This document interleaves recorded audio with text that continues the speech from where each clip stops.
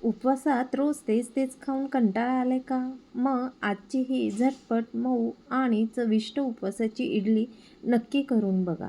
नमस्कार, मी संगीता. संगीताच रेसिपीमध्ये तुमचे सर्वांचे मनपूर्वक स्वागत. आज आपण बनवणार आहोत उपवासाची मऊ, स्पंजी आणि अतिशय चविष्ट इडली. ही रेसिपी इतकी सोपी आहे की अगदी कमी वेळात आणि कमी साहित्यामध्ये तयार होते.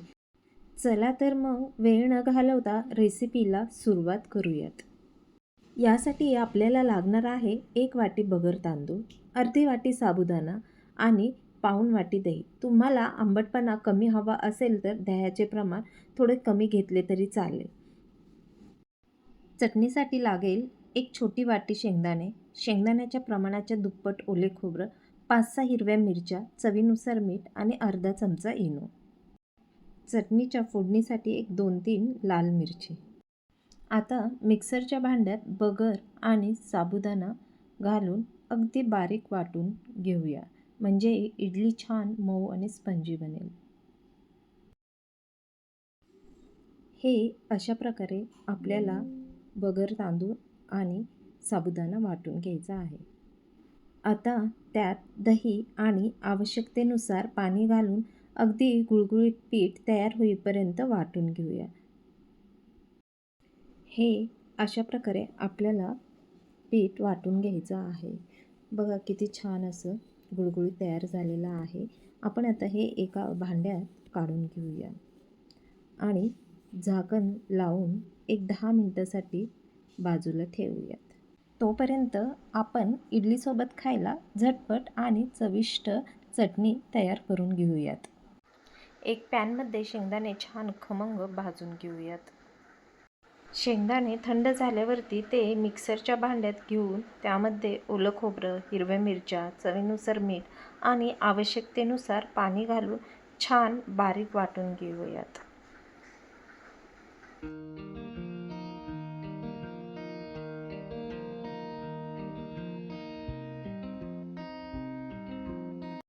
आता ही चटणी एका भांड्यात काढून घेऊया.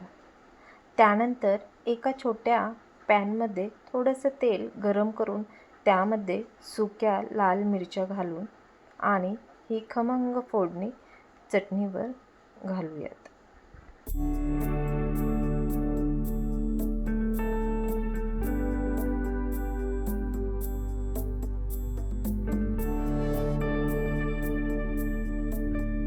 उपवासाची चटणी तयार झाली आहे. आता आपण तयार केलेलं इडलीचं पीठ घेऊया. त्यामध्ये चवीनुसार मीठ आणि अर्धा चमचा इनो घालून हलक्या हाताने छान एकजीव होईपर्यंत फेटून घेऊयात. आता आपण इडलीच्या साच्यांना हलकंसं तेल लावून घेऊयात आणि त्यामध्ये तयार केलेलं इडलीचं पीठ सारख्या प्रमाणात भरून घेऊयात. इथे मी इडलीच्या भांड्यात पाणी घालून ते आधीच गरम होण्यासाठी गॅसवर ठेवलेले आहे. आता इडलीचे साचे उलगत भांड्यात ठेवून झाकण लावूयात आणि 10 मिनिटं मध्यम आचेवर छान वाफवून घेऊयात.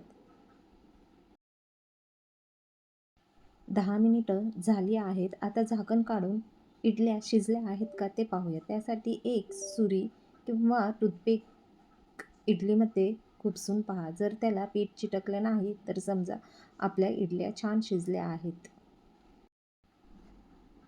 वाव, बघा किती सुंदर आणि मऊ आणि स्पंजी इडल्या तयार झाल्या आहेत. साच्यातून अगदी सहज निघत आहेत. चला तर मग आपल्या मऊ स्पंजी उपवासाच्या इडल्या आणि खमंग चटणी सर्व करून घेऊयात. आता आपण एक इडली तोडून पाहूयात. आतून किती सुंदर, मऊ, स्पंजी आणि जाळीदार झाली आहे. बघा बरं किती मस्त जाळीदार झालेली आहे, एकदम मऊ.